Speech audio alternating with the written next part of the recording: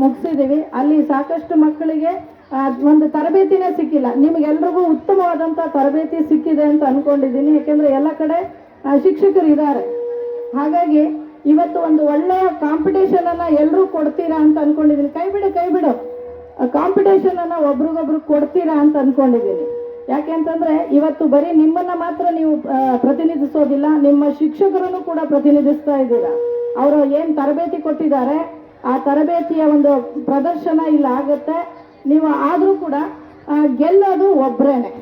ಪ್ರಥಮ ಸ್ಥಾನ ಒಬ್ಬರಿಗೆ ಸಿಗೋದು, ದ್ವಿತೀಯ ಸ್ಥಾನನೂ ಒಬ್ಬರಿಗೆ, ತೃತೀಯನೂ ಒಬ್ಬರಿಗೆ. ಹಾಗಾಗಿ ಯಾರು ಗೆಲ್ಲೋದೇ ಇಲ್ವೋ, ಬೈ ಚಾನ್ಸ್ ಈ ಒಂದು ಕ್ರೀಡಾಕೂಟದಲ್ಲಿ ಸೋತು ಹೋದರೆ ನೀವು ಬೇಜಾರು ಮಾಡ್ಕೋಬೇಡಿ.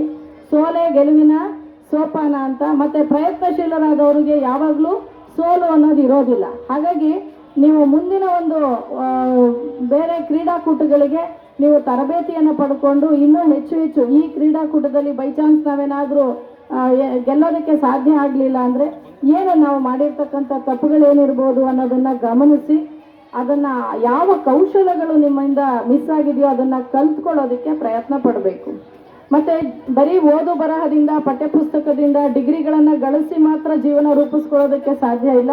ಈ ಒಂದು ಕ್ಷೇತ್ರದಲ್ಲೂ ನಾವು ಜೀವನವನ್ನು ರೂಪಿಸ್ಕೊಳ್ಬೋದಾಗಿದೆ. ಆದ್ದರಿಂದ ಕ್ರೀಡಾ ಕ್ಷೇತ್ರದಲ್ಲೂ ಕೂಡ ನಾವು ಹೆಚ್ಚಿನ ಸಾಧನೆಯನ್ನು ಮಾಡಿ ಜೀವನ ರೂಪಿಸ್ಕೊಳ್ಳೋದಕ್ಕೆ ಒಂದು ಸುಗಮವಾದಂತಹ ದಾರಿ ಇದಾಗಿದೆ.